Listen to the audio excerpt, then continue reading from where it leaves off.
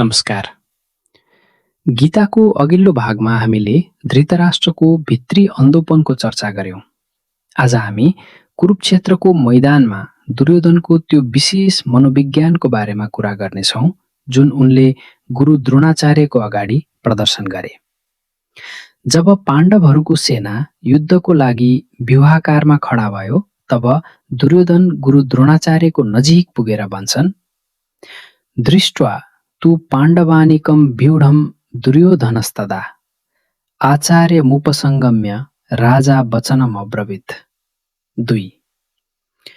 उनी आफ्ना गुरुलाई पाण्डव सेनाको विशालता देखाउँदै भन्छन्, हे आचार्य, तपाईका बुद्धिमान शिष्य धृष्टद्युम्नले रचना गरेको पाण्डवहरूको यो ठूलो सेनालाई हेर्नुहोस्।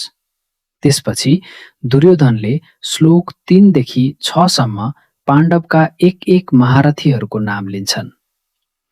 अत्र सुरा महेश्वासा भीमार्जुनसम्मायुधि युयुधानो विराटश्च द्रुपदश्च महारथ। 4। धृष्टकेतुश्चेकितान काशीराजश्च वीर्यवान् पुरुजित् कुन्तीभोजश्च शैब्यश्च नरपुङ्गवः। 5। युधामन्युश्च विक्रान्त उत्तमौजाश्च वीर्यवान् सौभद्रो द्रौपदेयाश्च सर्व एव महारथाः। 6।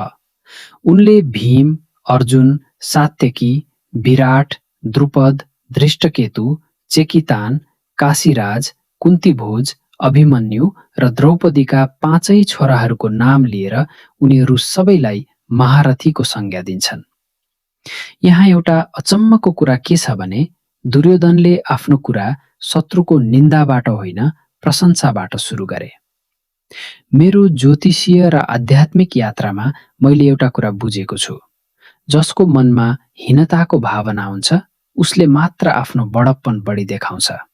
तर दुर्योधन आफूप्रति यति आश्वस्त छन् कि उनलाई शत्रुको शक्ति स्वीकार गर्न कुनै डर छैन। जो मान्छे बुरा भएर पनि आफूप्रति ढुक्क छ उसलाई कुनै दिन बदल्न सकिन्छ, किनकि उसको आत्मविश्वास नै उसको जग हो।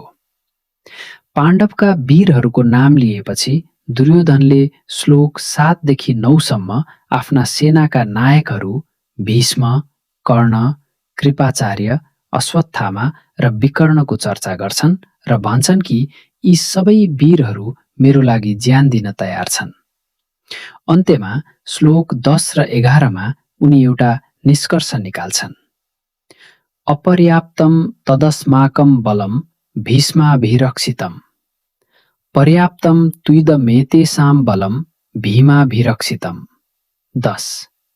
यहाँ दुर्योधनले पाण्डव सेनाको मुख्य शक्ति अर्जुनलाई होइन भीमलाई देख्छन्, जबकि हामीलाई थाहा छ गीता अर्जुनको वरिपरि घुमेको छ। दुर्योधनले भीमलाई किन केन्द्रमा राखे त? यसको एउटा ठूलो कारण छ। अर्जुन विचारशील र बुद्धिमान छन् र जहाँ बुद्धि हुन्छ त्यहाँ संशय र द्वन्द्व पनि हुन्छ। अर्जुन युद्धबाट भाग्न सक्छन् भन्ने दुर्योधनलाई अगाडि नै आभास भइसकेको थियो। तर भीमको प्रकृति दुर्योधनकै जस्तो थियो, शक्तिशाली तर विचार कम गर्ने। उनलाई युद्ध सहज लाग्थ्यो। हाम्रो जीवनमा पनि हामी यस्तै गणित लगाउँछौं। हामी दृश्य कुराहरूको हिसाब त लगाउँछौं, तर अदृश्य शक्ति बीचमा आउँछ भन्ने कुरा बिर्सन्छौं। दुर्योधनले भीमलाई त देखे, तर कृष्णको त्यो अदृश्य भूमिकाको कल्पनासम्म गर्न सकेनन्। जब जीवनको युद्धमा कुनै अज्ञात वा दैवी शक्ति बीचमा उत्रिन्छ तब हाम्रो सारा गणित उल्टो भइदिन्छ। कृष्णको उपस्थिति त्यही अदृश्यको प्रतीक हो जसले पुरै इतिहास बदलिदियो। हामी सफलताको सोचेर अघि बढ्छौं, तर परिणाम अर्कै आउँछ। दुर्योधनले अहंकारको आधारमा सुरुवाती गणित त गरे, तर उनले अन्त्यलाई देख्न सकेनन्।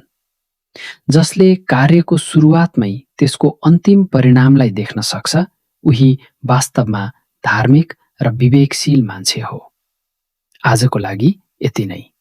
आगामी भागमा हामी अर्जुनको त्यो विषादको बारेमा चर्चा गर्नेछौं जहाँबाट कृष्णको वास्तविक उपदेश सुरु हुन्छ।